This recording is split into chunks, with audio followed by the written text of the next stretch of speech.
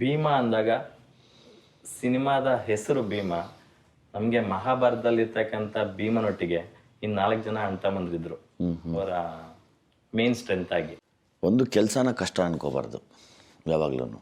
ಸರಿ ಕಷ್ಟನೇ ಬಂದಿದೆ ಅನ್ನೋದೇ ಆದರೆ ಅದನ್ನು ಎದುರಿಸ್ಬೇಕು ಅಂದರೆ ಎಲ್ಲ ಆ್ಯಂಗಲಲ್ಲೂ ಕೆಲಸ ಮಾಡಬೇಕು ನಾವು. ನಾನು ಹಂಗೆ ಎಲ್ಲ ಆ್ಯಂಗಲಲ್ಲೂ ಕೆಲಸ ಮಾಡ್ತಿರ್ತೀನಿ.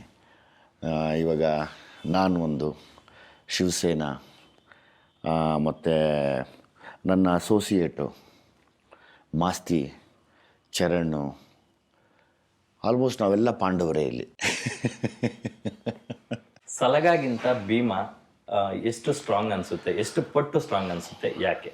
ಭೀಮಾ 10 ಸಲಗ ಅಂದರೆ ಭೀಮನಿಗೆ 10 ಸಲಗದ ಬಲ ಇತ್ತಂತೆ. ಏನು ಹೇಳಕ್ಕೆ ಹೊರಟಿದ್ದಾರೆ ವಿಜಯಣ್ಣ ಈ ಸಿನಿಮಾ ಮೂಲಕ? ಯಾಕಂದರೆ ಸಾಂಗ್ಗಳು ನೋಡಿದಾಗ ನಮ್ಗೆ ಬೇರೆ ಏನೋ ವಿಷಯ ಇದೆ ಅಂತ ಗೊತ್ತಾಗುತ್ತೆ.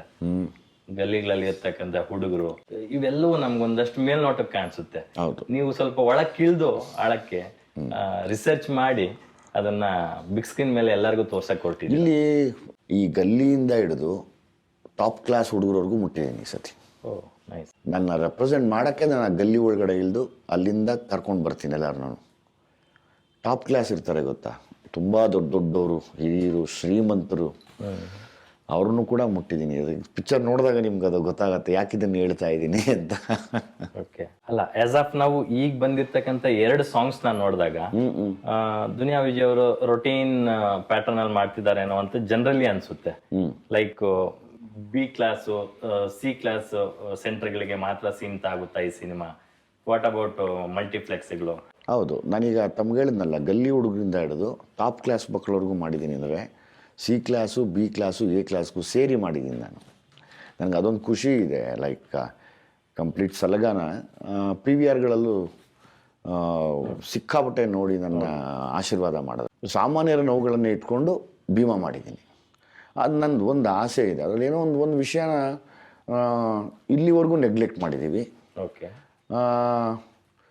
ಐ ಥಿಂಕ್ ಖಂಡಿತವಾಗ್ಲೂ ಇದಕ್ಕೆ ಪೊಲೀಸ್ ಡಿಪಾರ್ಟ್ಮೆಂಟ್ ಕೂಡ ಒಂದು ಸಣ್ಣ ನೆಗ್ಲಿಜೆನ್ಸಲ್ಲಿರಬಹುದು, ಪೊಲಿಟಿಷಿಯನ್ಸು ಕೂಡ ನೆಗ್ಲಿಜೆನ್ಸಲ್ಲಿರ್ಬೋದು, ಇರಬಹುದು.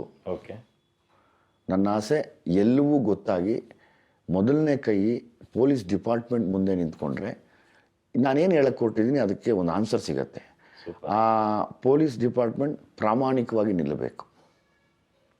ಯಾಕೆಂದರೆ ನಾನು ಈಗ ಬಂದಂಥ ಕೆಲವು ಪೊಲೀಸ್ ಆಫೀಸರ್ಸ್ನ ನೋಡಿದ್ದೀನಿ, ಓಕೆ, ಹಳೆ ಪೊಲೀಸ್ ಆಫೀಸರ್ಸ್ನ ನೋಡಿದ್ದೀನಿ.